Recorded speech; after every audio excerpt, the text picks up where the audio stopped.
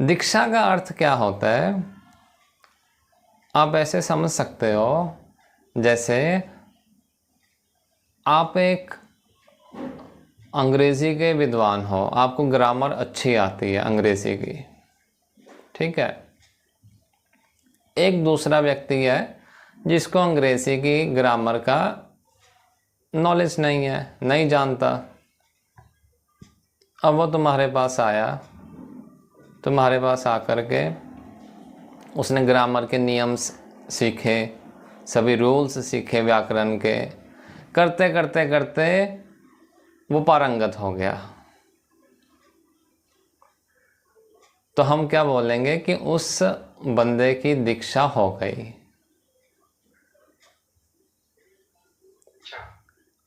थोड़ा सा, यानी अभी मैं थोड़ा थोड़ा आगे चलूँगा।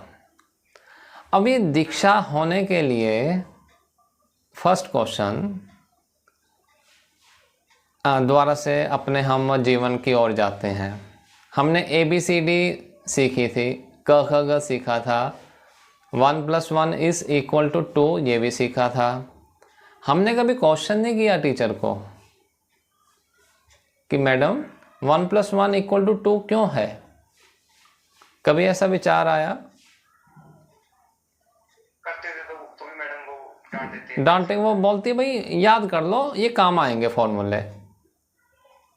फिर हम थोड़े से बड़े हो गए, फिर हमने बेसिक इलेक्ट्रॉनिक्स पढ़ा या मैथमेटिक्स में बुलियन अलजेब्रा पढ़ा। वो कहता है 1 + 1 = 1 है।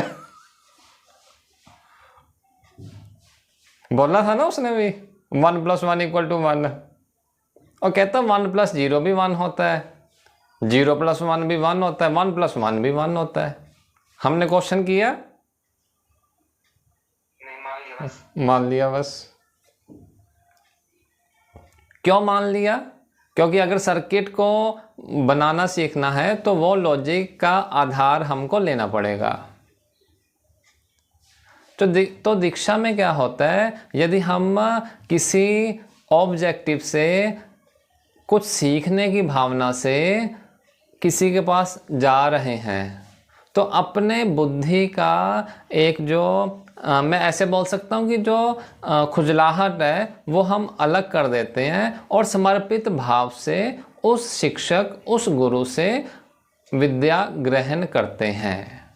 हमने 10वीं करी, 10वीं के बाद साइंस का सब्जेक्ट ले लिया, कॉमर्स का सब्जेक्ट ले लिया, आर्ट्स का सब्जेक्ट ले लिया। क्यों? चॉइस अपनी अपनी। वो चॉइस किसके आधार पे थी? मतलब क्या पसंद है किसी को, या फिर बाद में जॉब कैसे लगी? हाँ, जो रिजल्ट को देख करके हमने वो निर्णय लिए हैं कि भाई यदि मुझे डॉक्टरी करनी है तो बायोलॉजी मुझको लेनी चाहिए, बायोलॉजी पढ़ना चाहिए। कॉमर्स पढ़ूंगा तो बायोलॉजी से मेरा रिश्ता नाता टूट जाएगा।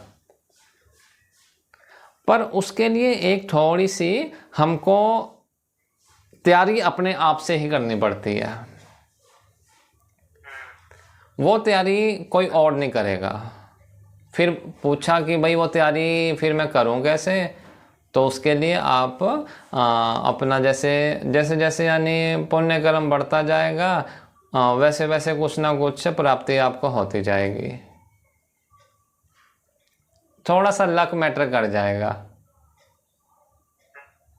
ये भी बहुत बड़ी मजे की बात है। एक ना भाग्य से सत्संग की प्राप्ति नहीं होगी। दीक्षा मैंने जब हमको कहीं से कुछ ज्ञान किया, एक लॉ मिली और उस लॉ को प्राप्त किया।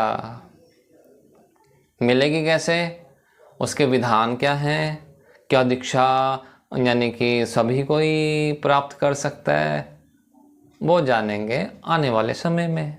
दीक्षा क्या थी? दीक्षा केवल ये जहाँ पर हमें एक विद्या मिली किसी से, पर वो विद्या चाहिए कैसे? That depend upon the candidate.